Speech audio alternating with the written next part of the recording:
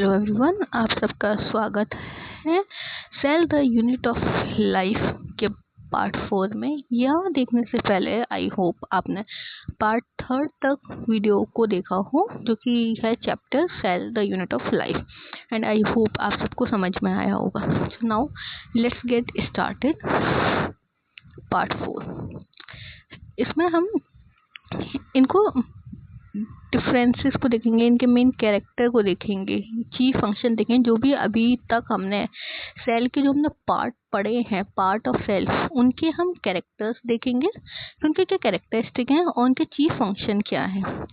आप भी अगर इस चैप्टर में ऐसी टेबल बना के याद करेंगे तो आपको बहुत ईजीली याद हो जाएगा, जो मैंने पहले बताया है। ठीक है, now let's start it. Plasma membrane, जिसको हम क्या कहते हैं, सेल मेम्ब्रेन। और मैंने बताया था ये सेल मेम्ब्रेन होती है, ये फ्रीली परमेबल होती है, जबकि सेल मेम्ब्रेन जो होती है वो सेलेक्टिवली परमेबल होती है, और सेल वॉल फ्रीली परमेबल होती है। लेकिन ये क्या होती है, ये होती है आपकी रिजिड। ठीक है, टफ होती है ये, लेकिन ये फ्रीली परमेबल होती है। मेन कैरेक्टर क्या है प्लाज्मा मेम्ब्रेन या सेल मेम्ब्रेन का? आउटर मोस्ट होती है प्लांट सेल में, प्लांट सेल में ये आउटर मोस्ट होती है, जबकि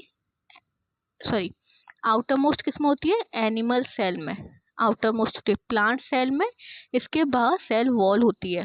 ठीक है, और एनिमल में आउटर मोस्ट होती है। Line next to cell wall, plant cell में इसके बाहर सेल वॉल होती है, बहुत पतली होती है, फ्लेक्सिबल होती है, लिविंग मेम्ब्रेन होती है, सेल मेम्ब्रेन लिविंग होती है। फाइन पोर्स होते हैं जिसकी वजह से न्यूट्रिशंस आते हैं या जाते हैं। सेमी परमिएबल होती है, कुछ चीज़ों को अपने अंदर से अलाउ करती है जाना, कुछ चीज़ों को नहीं करती है। और किसकी बनी होती है, लिपोप्रोटीन्स की बनी होती है। समझ में आ गया? अब ये काम क्या क्या करती है, ये कंटेंट को सेपरेट कराती है फ्रॉम इट्स सराउंडिंग, यानी कि ये है आपकी सेल मेम्ब्रेन।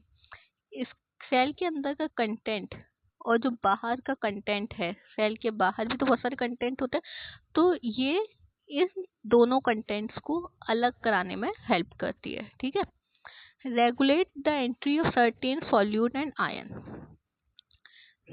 ये आपकी सेल मेम्ब्रेन है, जैसे कि इसमें यहाँ पर पोस्ट दिख रहा है, तो यहाँ से क्या होगा ना, सोडियम और पोटेशियम का जो, जैसे कि सोडियम है और पोटेशियम है, ये सेल के अंदर जाएंगे, बाहर आएंगे। इसको आयंस की एंट्री को रेगुलेट करना कहते हैं, मतलब कि सेल के अंदर कोई चीज़ जाना और आना। ठीक है, सेल के अंदर से कोई चीज़ गई है और वो कोई चीज़ आ रही है with the help of pores, जो कि सेल मेम्ब्रेन में होते हैं। ठीक है, इसकी एंट्री को रेगुलेट करता है।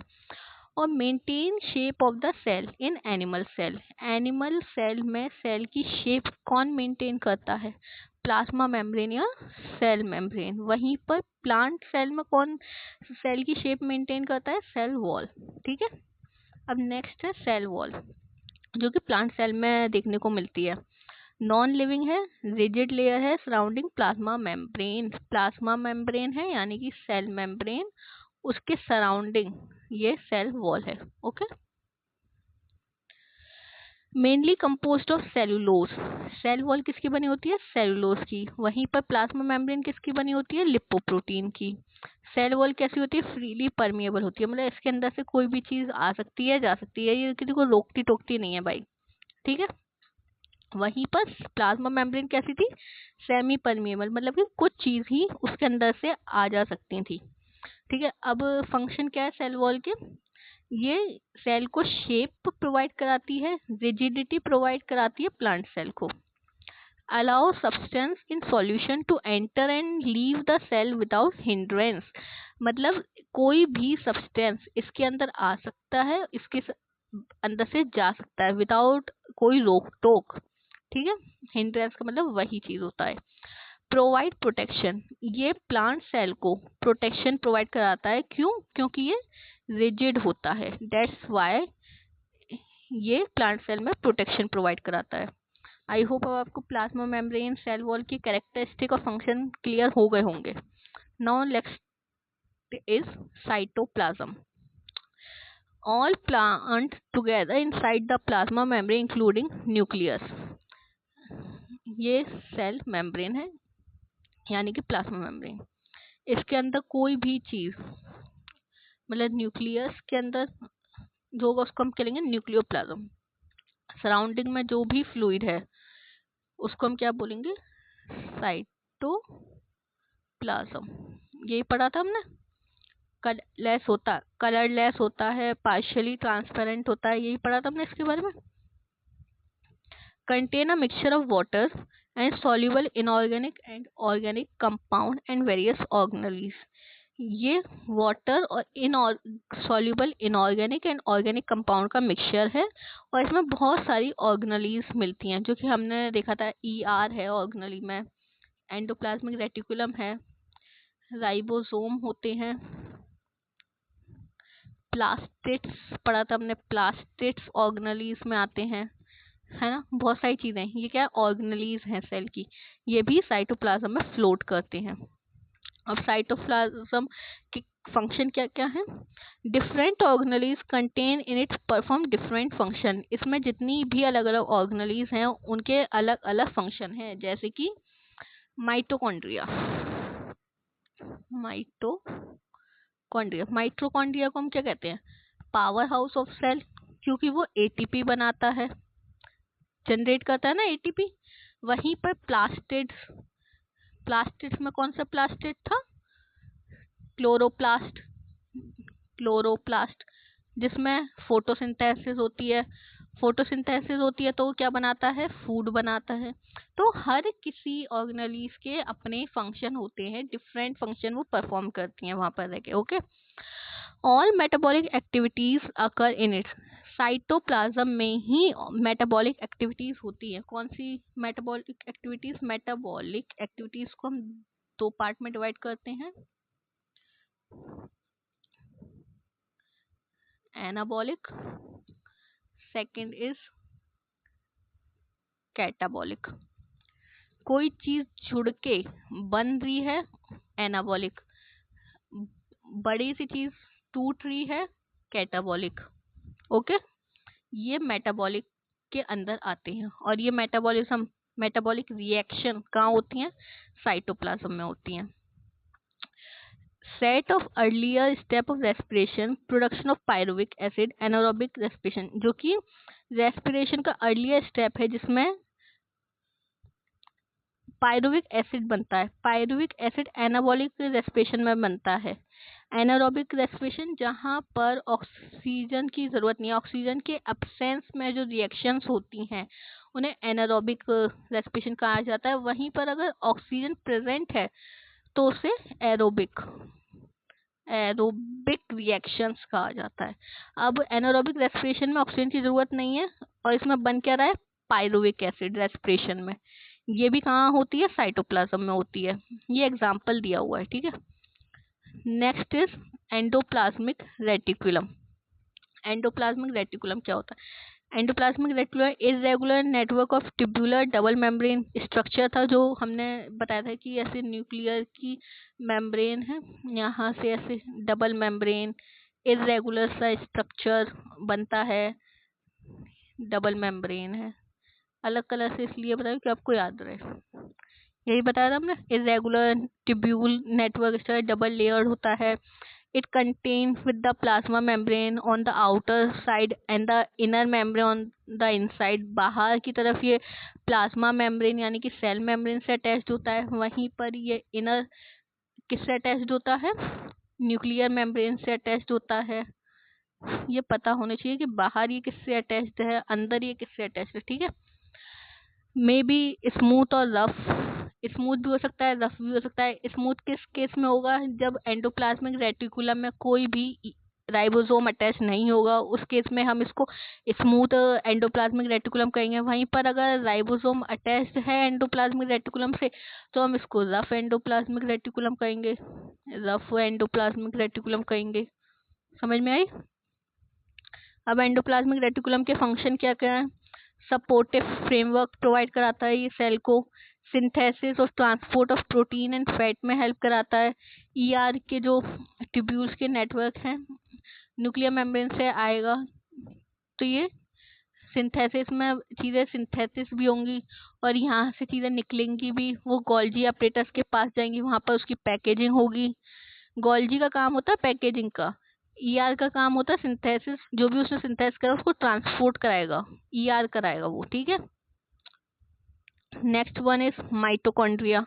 माइटोकॉन्ड्रिया वेरियस शेप, माइटोकॉन्ड्रिया बहुत अलग अलग शेप का हो सकता है, जैसे कि यूजुअली इसकी शेप देखी जाती है सॉसेज शेप या रॉड शेप भी इसको कहा जाता है। इनर मेम्ब्रेन में फोल्ड्स होते हैं जिसको हम क्रिस्टे कहते हैं। इसका खुद का डीएनए होता है, सिंगल स्टैंडर्ड डीएनए होता है इसमें। ऑल्सो कंटेन ओन राइबोसोम, इसके खुद के राइबोसोम होते हैं, तभी तो ये सेल डिवीजन में भी हेल्प प्रोवाइड कराता है। सेल डिवीजन कौन कौन से ऑर्गेनली हैं जो कर सकती हैं? First is mitochondria, second one is chloroplast. ये दो ऑर्गेनली हैं जो सेल डिवीजन में हेल्प करते हैं। अब माइटोकॉन्ड्रिया का फंक्शन क्या है? एनर्जी को रिलीज कराता है जो कि पायरुविक एसिड से बनती है साइटोप्लाज्म में, किस फॉर्म में? एटीपी की फॉर्म में। एटीपी, आई होप आपको याद हो एटीपी की full form, adenosine triphosphate.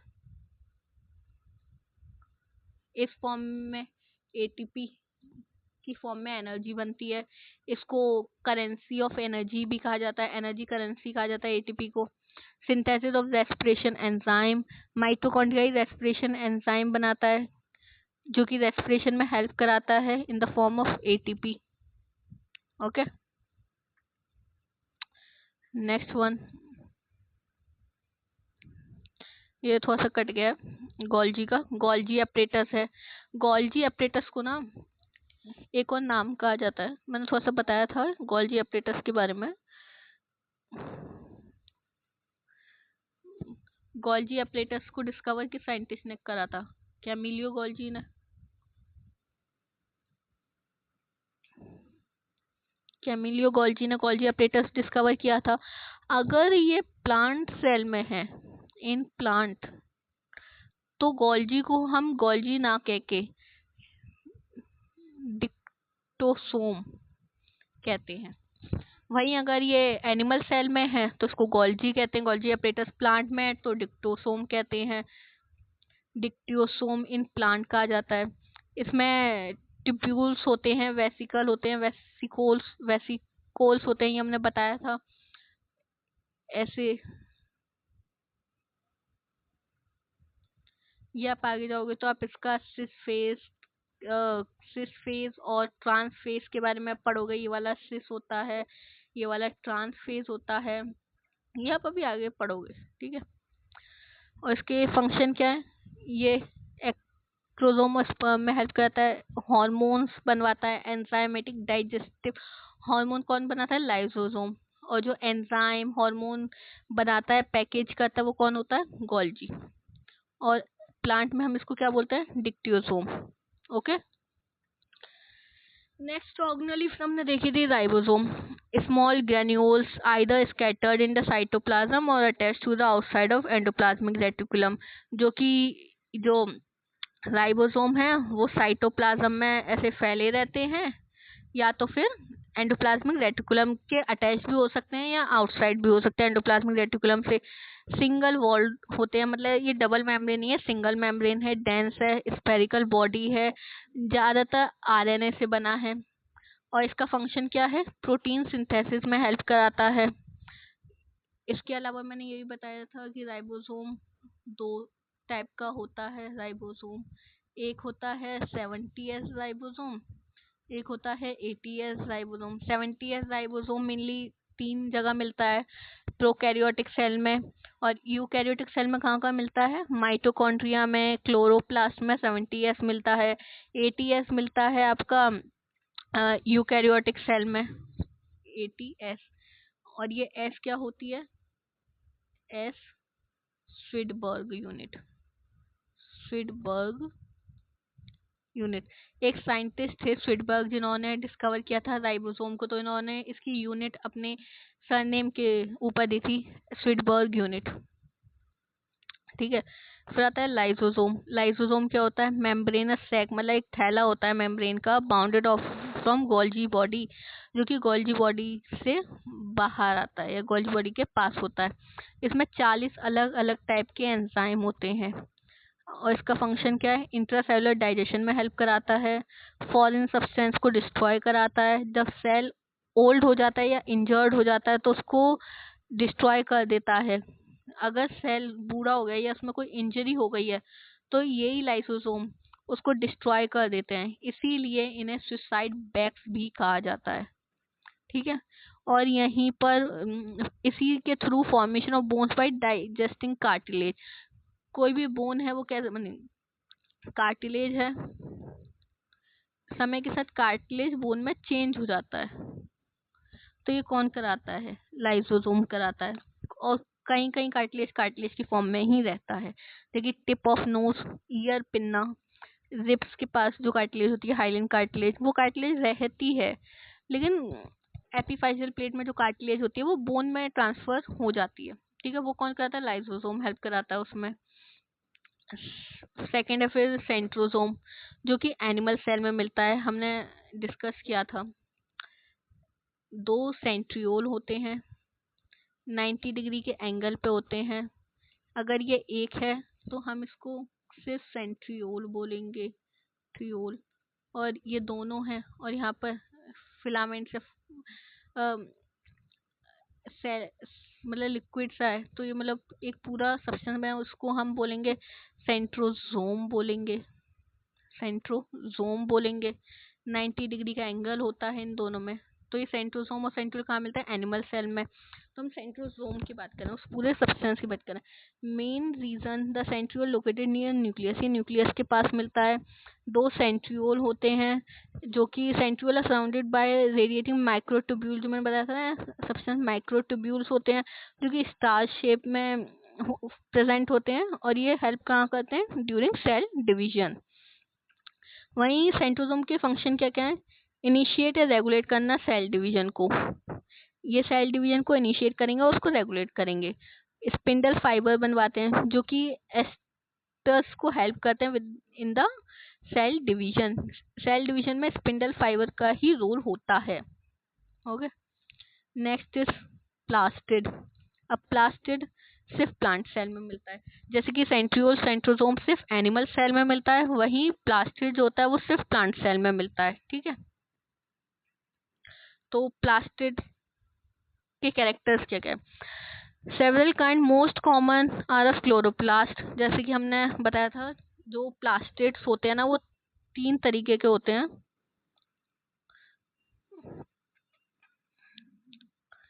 Plastids 3 तरीके के होते हैं, leucoplast, leucoplast, chromoplast, and third is chloroplast. ये वाला सबसे ज्यादा कॉमन होता है, जिसमें फोटोसिंथेसिस होती है। क्रोमोप्लास्ट कलर्ड प्लास्टिड होते हैं, ल्यूकोप्लास्ट वाइट कलर के प्लास्टिड होते हैं, मतलब कलरलेस होते हैं, जो स्टार्च, मेनली स्टार्च के स्टोरेज में हेल्प करते हैं। इन पोटैटो है जैसे कि एग्जांपल है। डबल मेम्ब्रेन होता है, प्रोटीनेशियस होता है, खुद का डीएनए कंटेन करते हैं। Disc like structure called thylakoid, contain chlorophyll. Thylakoid में ही वही ग्रीन पिगमेंट होता है, क्लोरोफिल, जो कि प्लांट्स को उसका ग्रीन कलर देता है। क्लोरोफिल जो पिगमेंट है वो कहाँ प्रेजेंट होता है? थाइलाकॉइड। क्रोमोप्लास्ट कलर प्लास्टिड होते हैं, impact colour to flowers and fruit, जैसे कि जेंथोफिल येलो होता है, कैरोटीन ऑरेंज रेड कलर होता है। Chloroplast green, trap solar energy for photosynthesis. Third one is leucoplast, stored starch को स्टोर करते हैं, वाइट कलर, कलरलेस कह सकते हो आप इसको। और ये मेनली कहाँ मिलता है? पोटैटो में। Anthocyanin pigment is dissolved in cell sap and responsible for violet blue color in plant. Blue violet colour के लिए कौन रिस्पॉन्सिबल है? एंथ्रोसाइनिन, ये भी हमने पढ़ा था। नेक्स्ट ऑर्गेनेली जो है वो है न्यूक्लियस। अब न्यूक्लियस क्या होता है? लार्जेस्ट सेल ऑर्गेनेली है, मोस्टली स्फेरिकल होती है, डेंस होती है, मतलब कि बहुत ज़्यादा ऐसी, मतलब डेंस है, dense. Okay. Nuclear membrane with pores के साथ मतलब ऐसी नहीं होती है। कैसी होती है? ऐसी पोर्स होते हैं इसमें। अलाउ सब्सटेंस को अलाउ करती है enter leave to the cell, contain network of thread like structure called chromatin fibre which contain DNA, this is chromatin fibre. Division के टाइम पे इट इज थिक, और फिर हम इसको क्या बोलते हैं? Chromosome. Okay. Regulate cell function if remove the cell die. Okay. Contain chromosome, वही जो कि कंट्रोल करते हैं हेरिडिटरी कैरेक्टर। हेरिडिटरी कैरेक्टर कौन कंट्रोल करता है? आपका क्रोमोसोम। फिर आता है न्यूक्लियोलस। न्यूक्लियोलस क्या होता है? वन और more round shape nuclei inside the nucleus. ये सेल मेम्ब्रेन है, ये न्यूक्लियस है, इसके अंदर एक राउंड सा स्ट्रक्चर न्यूक्लियाई, उसको हम बोलते हैं न्यूक्लियोलस। अब ये प्रोड्यूस करता है, राइबोसोम बनवाता है। पार्टिसिपेशन प्रोटीन सिंथेसिस, राइबोसोम होंगे तो प्रोटीन सिंथेसिस में हेल्प तो करेंगे ही, और ये क्या कंटेन करता है? आरएनए कंटेन करता है। Dictate ribosome to protein synthesis, और राइबोसोम से प्रोटीन का सिंथेसिस कराता है। ओके। फिर आता है क्रोमेटिन फाइबर, जो कि न्यूक्लियस में होते हैं। The network in resting state, जब सेल रेस्ट कर रहा है, मतलब डिवाइड नहीं कर रहा है, of the nucleus condense into chromosome during cell division. Resting state में जो क्रोमेटिन है ना, वो कंडेंस करता है और क्रोमोसोम की शेप ले लेता है during cell division. Made up of DNA thread, chromatin fibre किससे बना होता है? डीएनए थ्रेड से। और इसका फंक्शन क्या होता है? क्रोमोसोम जो होता है ना, वो कैरी करता है हेरिडिटरी इंफॉर्मेशन। हेरिडिटरी इंफॉर्मेशन मतलब कि जो पेरेंट से आई हो वो इंफॉर्मेशन क्रोमेटिन फाइबर से जो क्रोमोसोम बनता है, जीन्स जिसमें होते हैं, वो हेरिडिटरी इंफॉर्मेशन कैरी करता है। ओके। अब ये जो दो स्लाइड हमने पढ़ी हैं, ये वाली और ये वाली, आई होप आपको अब ये सारी ऑर्गेनलीज क्लियर हो गई होंगी, जो हमने ऑर्गेनलीज पढ़ी थी पिछले दो पार्ट में। इसमें उन सब का रिवीजन हो गया होगा। ओके। अब आगे बढ़ते हैं।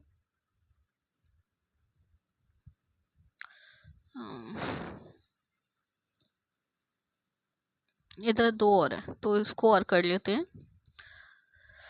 Next is vacuoles. वैक्यूल्स क्या होता है? जो कि प्लांट में मिलता है। Vacuole clear space with water और other substance in solution, mainly पानी होता है उसमें और अदर सब्सटेंस भी हो सकते हैं। Plant cell have larger vacuole while the animal cell have fewer small one.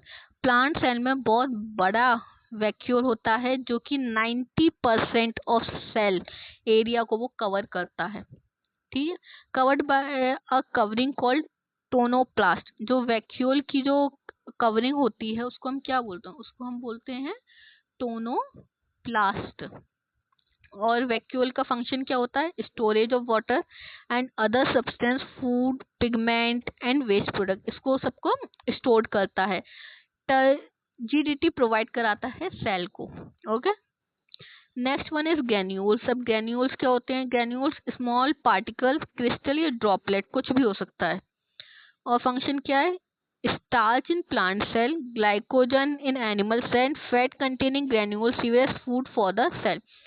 मतलब ये अपने अंदर कुछ ना कुछ स्टोर करते हैं। जैसे कि प्लांट सेल में इसने स्टोर करा स्टार्च, वहीं एनिमल में इसने स्टोर करा ग्लाइकोजन, कहीं कहीं फैट ग्रेन्यूल्स, फैट भी स्टोर करता है। तो इन ग्रेन्यूल्स का काम वही है, food for the cell, cell के लिए फूड को स्टोर करना। ओके। अब नेक्स्ट टॉपिक हम स्टार्ट करते हैं। अब यहाँ पर पूरी सेल ऑर्गेनलीज आपका रिवीजन हो गया है। अगर आपने नोट्स बना लिया तो बहुत अच्छी बात है, नहीं बनाया तो इसी टेबल के फॉर्मेट में इन्हीं सेल ऑर्गेनेल्स को नोट बनाना, क्योंकि इनके कैरेक्टर और फंक्शन याद करना बहुत इंपॉर्टेंट है और बहुत ज़्यादा इजीली वे में ये याद हो सकते हैं। और जो भी एक्स्ट्रा चीज़ें मैंने नोट्स में बताई हैं जो कि बुक में नहीं है लेकिन नोट्स में है, तो उसको भी साइड बाय साइड नोट कर लेना। Next topic is the plant and animal cell. अब हम प्लांट और एनिमल सेल में देखेंगे क्या सिमिलरिटीज हैं इनके स्ट्रक्चर में, क्या डिससिमिलरिटीज हैं इनके स्ट्रक्चर में। Okay, the basic structure in similar in all plant and animal cell. कुछ चीजें इन दोनों के स्ट्रक्चर में सिमिलर हैं। Both contain the cell membrane, दोनों में ही सेल मेम्ब्रेन होती है जिसको हम प्लाज्मा मेम्ब्रेन भी कहते हैं। ओके, प्लाज्मा मेम्ब्रेन कोई सेल मेम्ब्रेन कहते हैं। Cytoplasm, nucleus, endoplasmic reticulum, Golgi body, mitochondria and ribosome. However, there are some important differences between the two. कुछ यहाँ पर important differences भी हैं जो कि एक में है दूसरे में नहीं है। These differences are shown in figure 2.6 as well as 2.9 and also summarized in table. Okay. देखो मैं थोड़ा समय, ये एक जनरलाइज एनिमल सेल है। एनिमल सेल का वैक्यूल छोटा होता है जो कि हमने अभी पढ़ा था। एनिमल सेल में सेंट्रियोल मिलेंगे, न्यूक्लियर मेम्ब्रेन, न्यूक्लियर की मेम्ब्रेन को न्यूक्लियर मेम्ब्रेन कहते हैं। न्यूक्लियस इसके अंदर का पार्ट है, और जो ये डेंस स्मॉल सा होता है उसको हम बोलते हैं न्यूक्लियोलस। सेल के जो फ्लूइड जो कंटेन करता है उसको हम साइटोप्लाज्म बोलते हैं। माइटोकॉन्ड्रिया होता है सेल में, एंडोप्लाज्मिक रेटिकुलम होता है जो कि न्यूक्लियस की मेम्ब्रेन से अटैच्ड होता है। राइबोसोम है, आउटर लेयर प्लाज्मा मेम्ब्रेन, और गोल्जी बॉडी मिलती है। ठीक है, वहीं पर एक जब हम जनरल प्लांट सेल ले लेते हैं, प्लांट सेल में साइटोप्लाज्म है, प्लाज्मा मेम्ब्रेन है। प्लाज्मा मेम्ब्रेन की बाहर वाली लेयर को हम सेल वॉल कहते हैं। जो ये गड्ढे फोर्स हमें दिख रहे हैं उसको हम पिट्स कहते हैं। प्लांट सेल में क्लोरोप्लास्ट होता है क्योंकि उसको खाना बनाने की जरूरत होती है। माइटोकॉन्ड्रिया होता है, वैक्यूल देखो ये बड़ा सा क्या है, वैक्यूल है। 90% एरिया प्लांट सेल में वैक्यूल कवर करता है। ओके, ये न्यूक्लियर मेम्ब्रेन है, न्यूक्लियर की मेम्ब्रेन को न्यूक्लियर मेम्ब्रेन बोलते हैं। अंदर न्यूक्लियोलस है, न्यूक्लियस है, एंडोप्लाज्मिक रेटिकुलम है जो कि इसकी वजह से थोड़ा शिफ्ट हो गया है। एंड ये स्टार्च ग्रेन्यूल्स हैं जो कि स्टार्च कंटेन कर रहे हैं। ग्रेन्यूल्स जो स्टार्च कंटेन कर रहे हैं, प्लांट में स्टार्च ग्रेन्यूल्स होंगे, एनिमल में ग्लाइकोजन ग्रेन्यूल्स होंगे, राइट। एंड ये थर्ड वाला डायग्राम जो है वो है हमारा बैक्टीरिया सेल, तो हम इसको भी थोड़ा सा देख लेते हैं। बैक्टीरिया सेल में क्या क्या होता है। बैक्टीरिया सेल एक तरीके का प्रोकैरियोट है, वो हम बाद में डिस्कस करेंगे, लेकिन बैक्टीरिया सेल में होता क्या है ये हम देख लेते हैं। बैक्टीरिया सेल में उसकी सेल वॉल होती है, ठीक है। बैक्टीरिया सेल में साइटोप्लाज्म होता है, ग्लाइकोजन ग्रेन्यूल्स होते हैं, क्योंकि बैक्टीरिया भी एक तरीके का एनिमल की केस में आता है। सेल मेम्ब्रेन होती है, बैक्टीरिया की सेल मेम्ब्रेन भी होती है, सेल वॉल भी होती है। बैक्टीरिया का खुद का बैक्टीरियल क्रोमोसोम होता है। बैक्टीरिया के केस में प्लाज्मिड होता है। वही प्लाज्मिड ना आप आगे जाके पढ़ोगे ये एक वेक्टर की तरह काम करता है, मतलब बहुत सारी वैक्सीन बनाने में हेल्प करता है, बहुत सारी दवाइयाँ बनाने में हेल्प करता है, वो ये प्लाज्मिड हेल्प करता है। तो ये बहुत इंपॉर्टेंट होता है बैक्टीरिया के लिए। बैक्टीरिया में मीसोजोम होता है। मीसोजोम ना एक तरीके का क्लोरोप्लास्ट और माइटोकॉन्ड्रिया जैसे काम करता है। इस केस में वो तो होता नहीं है, तो इस बैक्टीरिया के पास मीसोजोम होते हैं, वो ये काम कराते हैं, रेस्पिरेशन कराएंगे, सेल डिवीजन कराएंगे, एटीपी बनवाएंगे, ये सब मीसोजोम का काम होता है बैक्टीरिया में। ठीक है, फिर बैक्टीरिया के पास खुद का कैप्सूल होता है जो कि एक बहुत रिजिड सब्सटेंस होता है, कैप्सूल। ठीक है, और ये बैक्टीरिया के जो ये फ्लैजला होते हैं, बैक्टीरिया में फ्लैजला हो भी सकते हैं नहीं भी हो सकते, लेकिन मोस्टली बैक्टीरिया में फ्लैजला होते ही हैं। ओके, आई होप आपको एनिमल सेल, प्लांट सेल और बैक्टीरिया सेल का एक जर्नलाइज्ड स्ट्रक्चर समझ में आ गया होगा कि इनमें होता क्या क्या है। ओके, आगे बढ़ते हैं।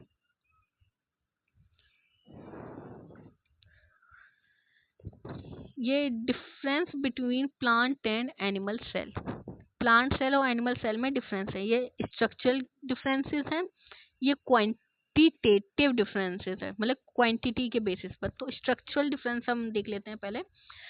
प्लांट सेल है, ये प्लांट सेल है, this is the animal cell. Okay, now let's start it. Cell wall. Plant cell की सेल वॉल डेफिनेट होती है जो कि सेलुलोज से बनी होती है, वहीं पे एनिमल के केस में सेल वॉल होती ही नहीं है। सेंट्रोजोम, सेंट्रोजोम प्लांट में नहीं होते हैं, सेंट्रोजोम इज नॉट प्रेजेंट। वहीं एनिमल में सेंट्रोजोम प्रेजेंट होते हैं, जो कि हमने बताया था, दो सेंट्रियोल होते हैं 90 डिग्री के एंगल पर होते हैं, और ये माइक्रोफिलामेंट्स होते हैं, वो सेंट्रोजोम होते हैं। ठीक है।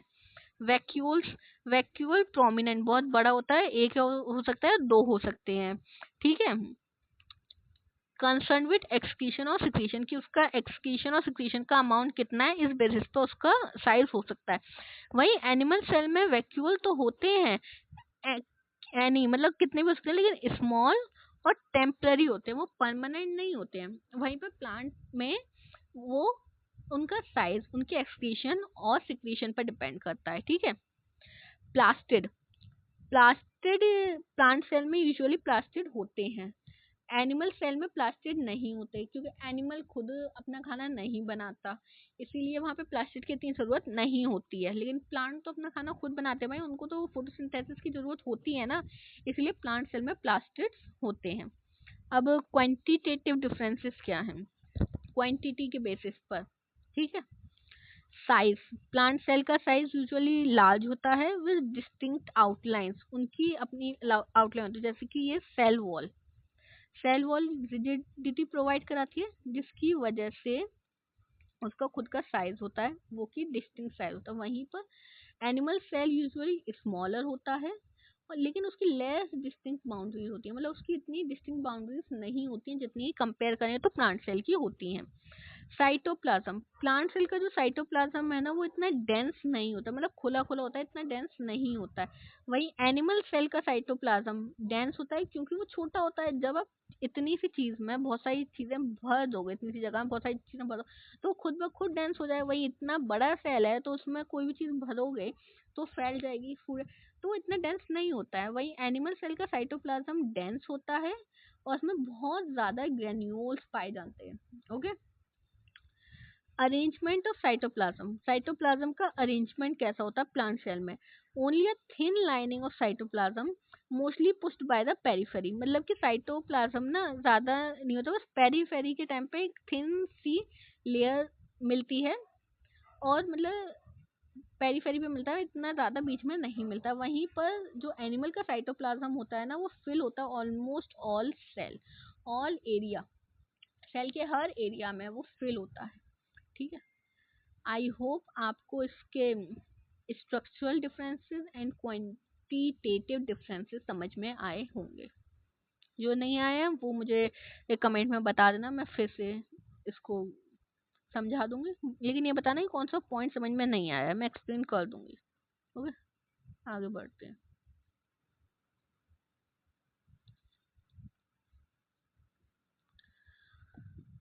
अब सेकंड टॉपिक इस प्रोटोप्लाज्म, कि प्रोटोप्लाज्म क्या होता है। Biologists have been using the term protoplasm for a long time. Protoplasm का यूज, इस वर्ड का यूज बहुत टाइम से कर रहे हैं biologist. By this they mean the living substance in an organism. इसका मतलब क्या होता है प्रोटोप्लाज्म का,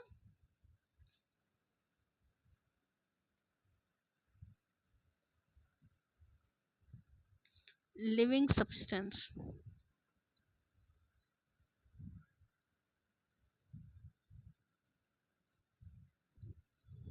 इन an organism, living substance in an organism. Okay. The living substance और the protoplasm is contain in the cell, जो कि सेल में होता है।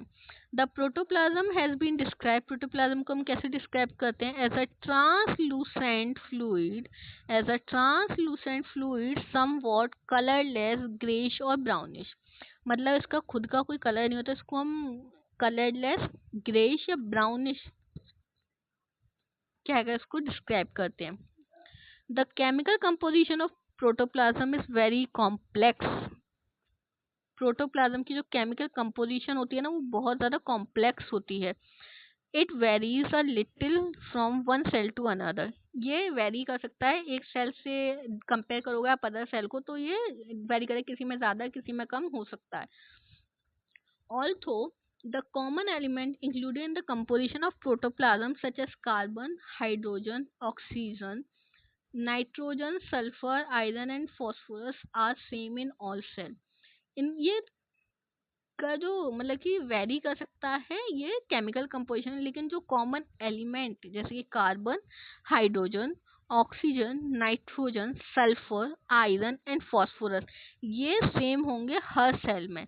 These elements are in the form of specific compounds such as water, protein, carbohydrate, fats and mineral salt. इन element की form में specific compound पाए जाते हैं जैसे कि H2O. इसमें hydrogen, oxygen, protein, amino acid, ठीक है, कार्बोहाइड्रेट, शुगर्स, फैट और मिनरल की फॉर्म में ये कंपाउंड मिलते हैं. It is also true to say that it is important to make an accurate chemical analyzation of protoplasm because it ceases to be protoplasm as soon as it's removed from the organism. ये कहना सही है कि इसको बनाना as a chemical analyse करना बहुत ज़्यादा impossible है क्योंकि ये ऑर्गेनिज्म में बनता है और रिमूव्ड हो जाता है. तो प्रोटोप्लाज्म के लिए जो बॉक्स है it's a living matter. Protoplasm कोई डेड नहीं है, इसीलिए इसे living substance in an organism कहा गया. ऑर्गेनिज्म का living substance. The total substance of a living cell that is the cytoplasm and the nucleus. तो प्रोटोप्लाज्म क्या होता है? न्यूक्लियस का कंटेंट प्लस साइटोप्लाज्म का कंटेंट, इन दोनों के कंटेंट को हम कहते हैं प्रोटोप्लाज्म. समझ में आया?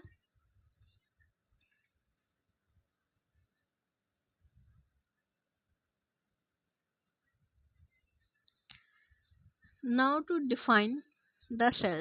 The cell is the basic structural building block of living organism consisting of protoplasm enclosed by a cell membrane with an additional cell wall in plant cell and having nucleus membrane या without it.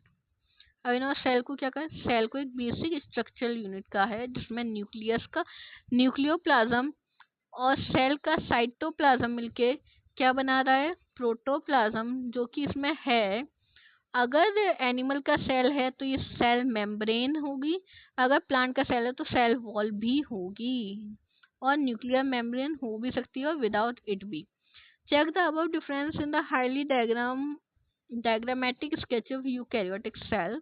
Eukaryotic cell में कौन से आते हैं? Plant cell and animal cell. वहीं prokaryotic cell में कौन सा आएगा? बैक्टीरिया सेल, जिसमें न्यूक्लियस बहुत ज़्यादा प्रोमिनेंट नहीं होता. ओके.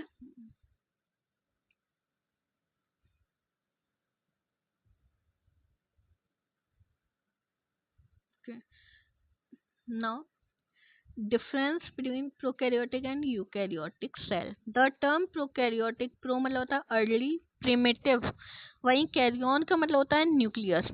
primitive nucleus या early nucleus वाले सेल में मतलब जिनमें अर्ली न्यूक्लियर प्रिमिटिव न्यूक्लियस पाया जाता है ऐसे ऑर्गेनिज्म को प्रोकैरियोटिक कहते हैं. Refers to cell containing primitive nucleus in an bacteria.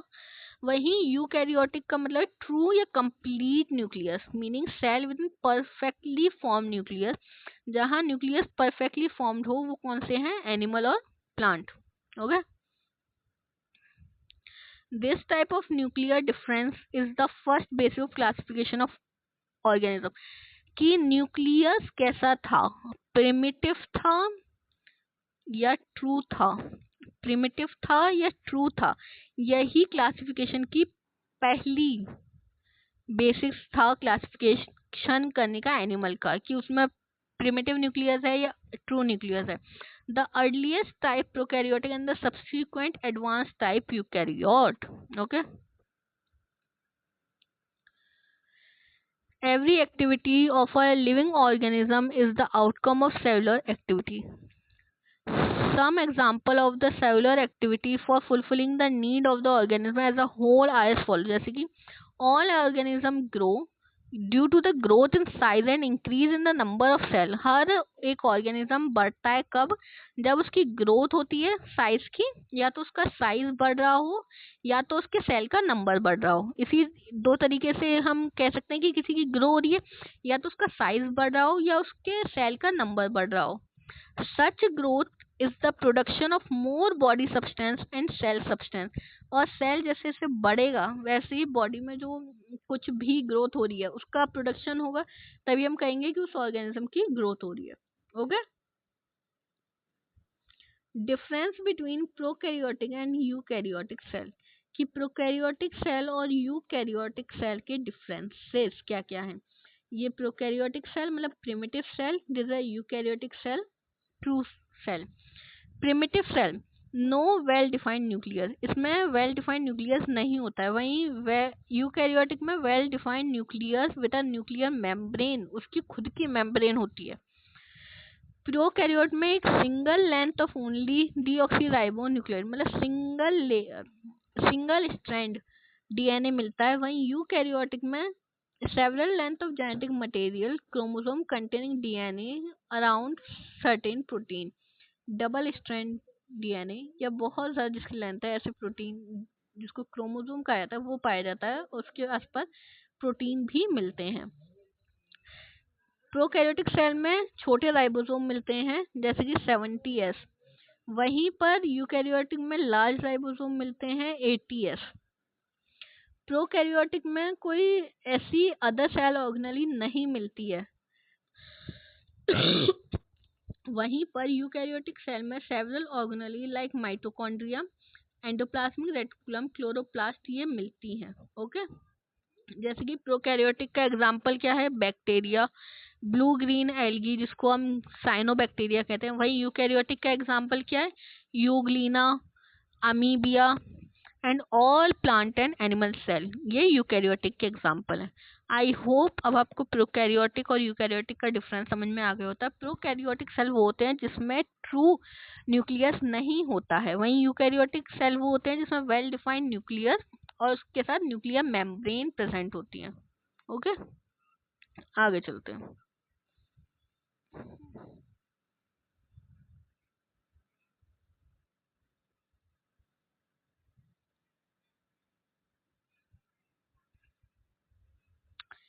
ये हमने पहला पॉइंट देखा था इसका कि एक ऑर्गेनिज्म की ग्रोथ हो रही है, तो आप कैसे कहेंगे कि एक ऑर्गेनिज्म की ग्रोथ हो रही है?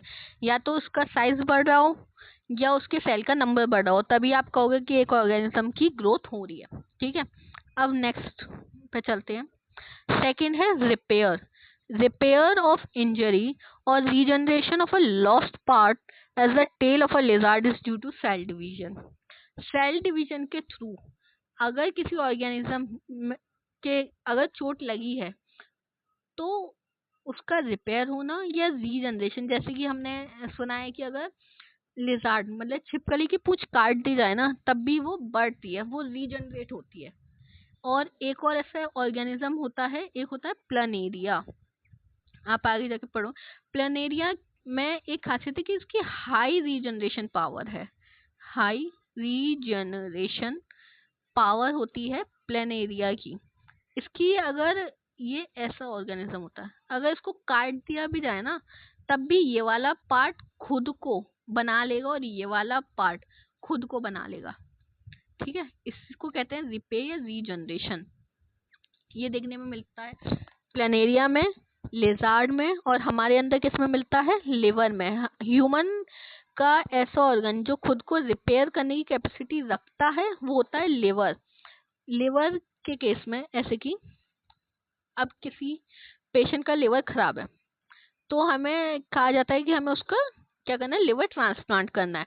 अब ऐसा तो है नहीं कि हम जो डोनर है उससे उसका पूरा लिवर ही ले लेंगे, हम उस डोनर का कुछ पार्ट ऑफ लिवर लेंगे एंड देन फिर जिसको ज़रूरत है हम उसकी बॉडी में उसको इंसर्ट करेंगे और वो वहाँ पर रिपेयर खुद कर लेगा क्योंकि उसके पास रीजनरेशन की कैपेसिटी होती है।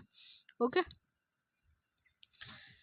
next point is movement of the body is due to contractility of the cell or the cellular part। जैसे कि example Animal walk, run, jump, swim or fly with the help of muscle contractile cell which move the bone formed by cell and cell secretion. Even the flow of blood in blood vessel and the passage of food in the gut are the result of muscle cell contraction. जैसे कि जैसे कि body का movement due to contractility of cell, cell के पास एक contractile करने की कैपेसिटी होती है। जैसे कि एनिमल भागता है, जंप करता है, वॉक कर रहा है with the help of muscle, क्योंकि मसल कॉन्ट्रैक्ट कर रही है, रिलैक्स कर रही है, जिसकी वजह से आप मूवमेंट कर पा रहे हो। खाना आप खा रहे हो, वो गट में जा रहा है, स्टमक में जा रहा है with the help of smooth muscle contraction. Smooth muscle contract करिए तभी तो ऐसा हो रहा है ना। तो ये भी कॉन्ट्रेक्टाइल बॉडी का एक मूवमेंट है। Okay, next example is feathers which helps the bird to fly are also the product of cell। जो बर्ड्स उड़ रही हैं उनके फेदर में भी जो मूवमेंट हो रही है ना, वो भी सेल के प्रोडक्ट्स के थ्रू ही हो रही है। Okay, the drooping of leaf of the sensitive plant on touching and their subsequent recovery to stand out is due to the activity of cell at the base of the leaf। Drooping of leaf, leaf का गिरना sensitive plant से और फिर उसका वहां पे बनना, ये क्यों हो रहा है? क्योंकि सेल एक्टिव है और वहां पे सेल काम कर रहे हैं।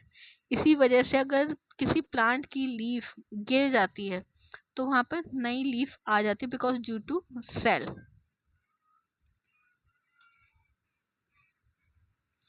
In plant, the bending movement of root towards water or gravity or movement of stem towards light or away from gravity are due to activity of cell।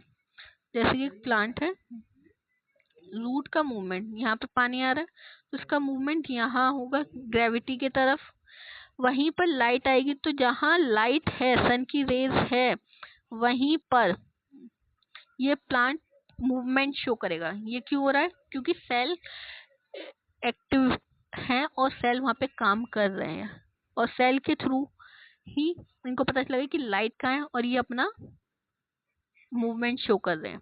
Okay, closing of stomata of leaf at night, night में stomata की जो leaf का जो stomata होता है ना, वो close कर लेता है और मतलब दिन में ही वो खुलता है। And the opening of petal in flower are all due to change in the water content of the cell. ये भी सेल की वजह से ही हो रहा है कि वाटर कंटेंट सेल में कितना है और कितना सेल एक्टिव है, ये एक्टिविटी भी सेल की वजह से ही हो रही है। Next point is feeding and nutrition. Feeding and nutrition has many steps and each step is the result of cellular activity। हर एक step cellular activity का ही step है। Sensory cell on the tongue taste the food and muscle cell of the jaw and of the tongue help in chewing and swallowing।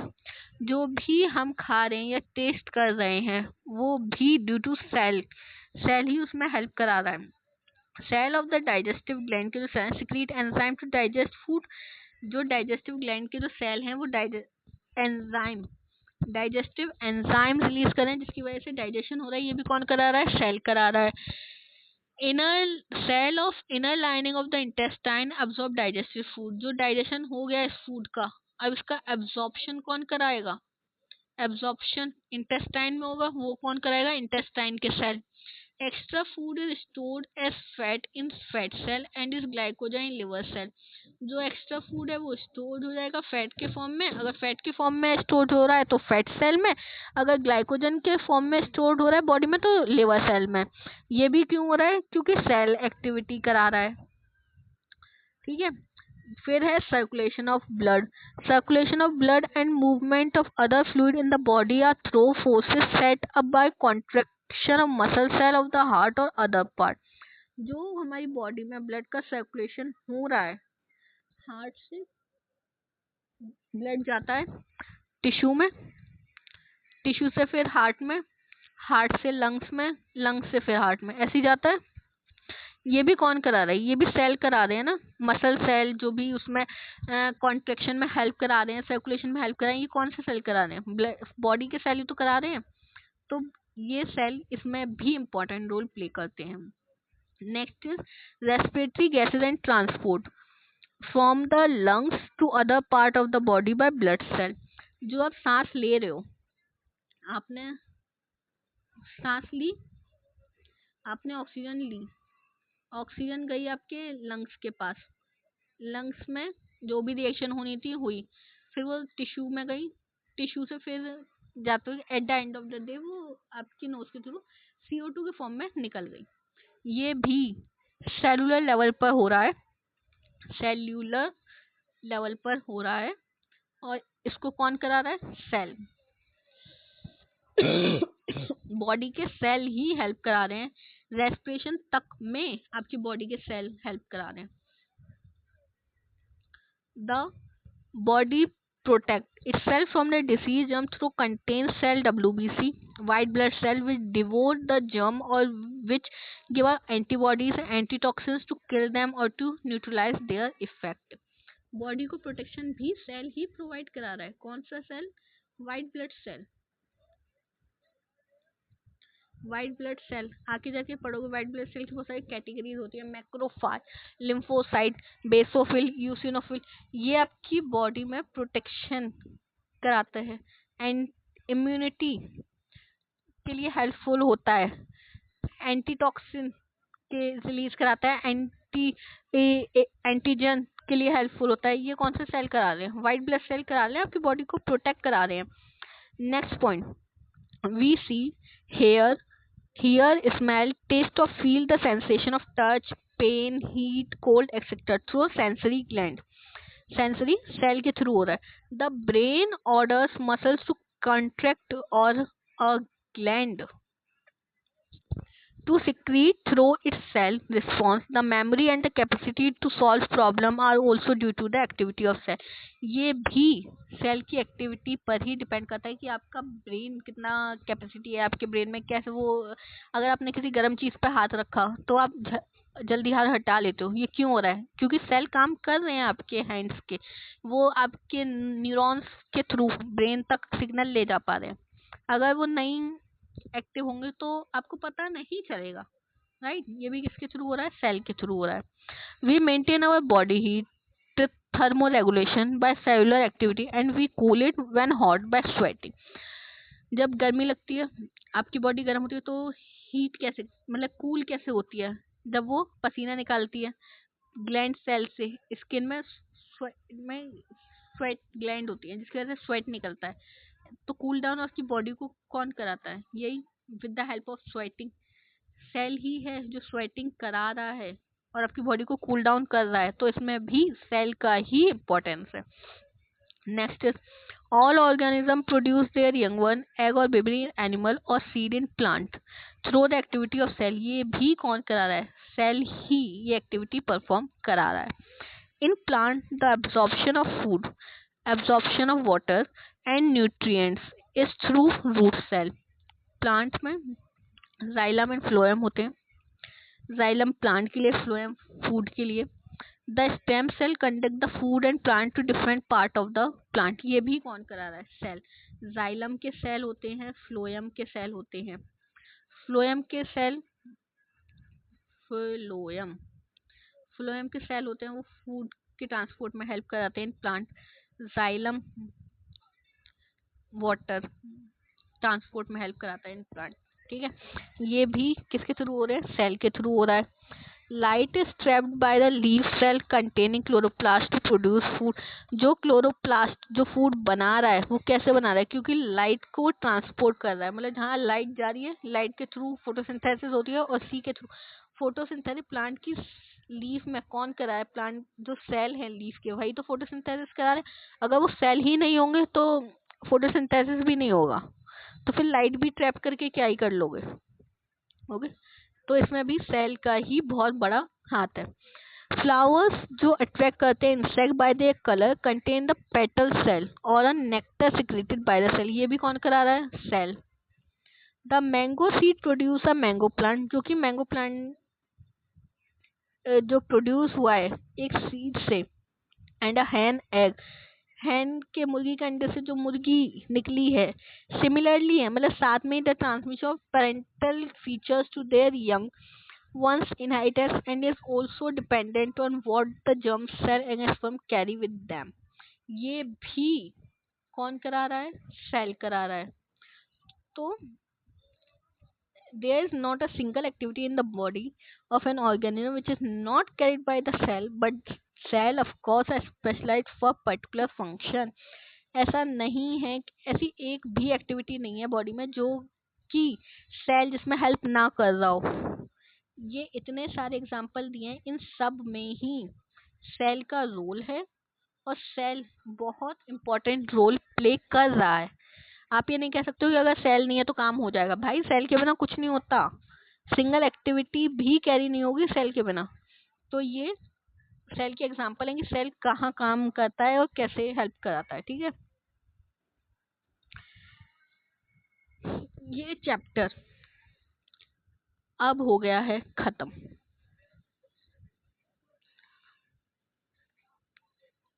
Thank you. Cell the unit of life is completed.